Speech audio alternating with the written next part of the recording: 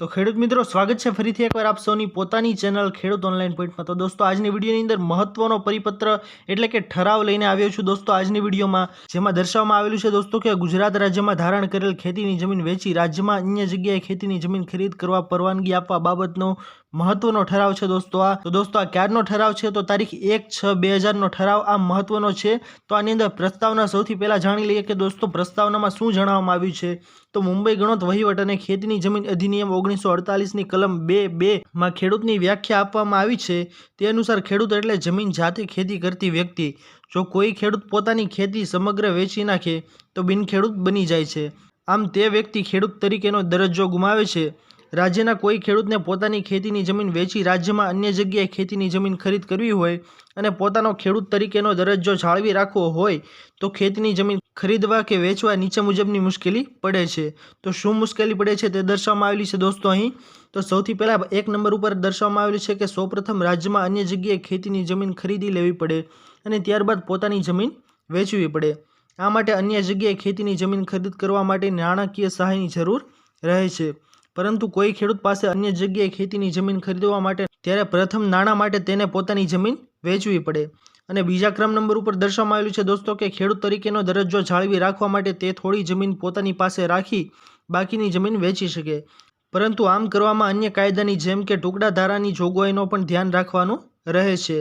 આમ કાયદાની જોગવાઈ અન્વયે ઊભી થતી ઉપયુક્ત મુશ્કેલી નિવારણ હેતુ થયેલ રજૂઆતો અન્વયે પુખ્ત વિચારણાના અંતે સરકારશ્રી દ્વારા નીચે મુજબનો ઠરાવ કરવામાં આવેલો છે।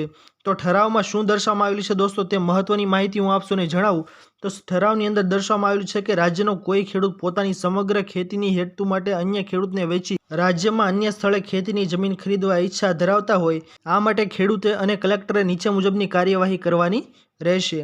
તો સૌથી પહેલા ક્રમ નંબર ઉપર કાર્યવાહી દર્શાવવામાં આવેલી છે दोस्तों કે ખેડૂતે જમીનનું વેચાણ કર્યા બાદ વેચાણની તારીખથી 30 દિવસમાં જે તે જિલ્લાના કલેક્ટરશ્રીને જાણ અરજી કરવાની રહેશે। એટલે કે જાણ કરવાની રહેશે અરજી દ્વારા। ત્યારબાદ બીજા ક્રમ નંબર ઉપર દર્શાવવામાં આવેલું છે दोस्तों કે કલેક્ટરશ્રીએ આવી જમીન મળ્યાની તારીખથી દિન 30માં ખેડૂત તરીકેનું પ્રમાણપત્ર આપવા નિર્ણય લેવાનો રહેશે। અને કલેક્ટરશ્રી દ્વારા આવું પ્રમાણપત્ર મળ્યાની તારીખથી અરજદાર ખેડૂતોએ 90 દિવસમાં રાજ્યમાં અન્ય સ્થળે ખેતીની જમીન ખરીદ કરી લેવાની રહેશે। કલેક્ટરશ્રીએ આ ઠરાવને યોગ્ય પ્રસિદ્ધ આપવાની રહેશે। ગુજરાત રાજ્યપાલશ્રીના હુકમથી અને તેમના નામે કે.એસ. વસાણી સેક્શન અધિકારી મહેસૂલ વિભાગ ગુજરાત રાજ્યના હુકમથી આ ઠરાવ બહાર પાડવામાં આવેલો છે। ખૂબ જ મહત્વનો ઠરાવ છે दोस्तों। અને હાલ હું આપ સૌને જણાવી દઉં કે તમને ખેડૂત ખરાઈનું પ્રમાણપત્ર પ્રાંત અધિકારી કચેરીમાંથી આપવામાં આવે છે।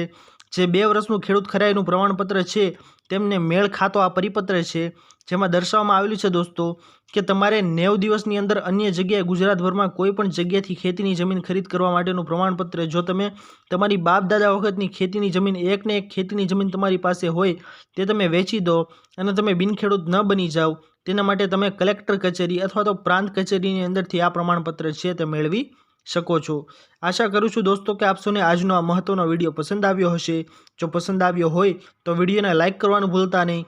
ચેનલ પર નવા આવ્યા હો તો અમારી ચેનલ ખેડૂત ઓનલાઈન પોઈન્ટને સબસ્ક્રાઇબ કરી અને બાજુમાં આપેલા બેલ આઇકનને પણ પ્રેસ કરી દેજો જેના લીધે આવી જ મહત્વપૂર્ણ માહિતી આપ સૌને આ ચેનલના માધ્યમથી મળતી રહે। તો दोस्तों મળીએ હવે પછીના વિડીયોમાં। ત્યાર સુધી જય હિન્દ અને વંદે માતરમ।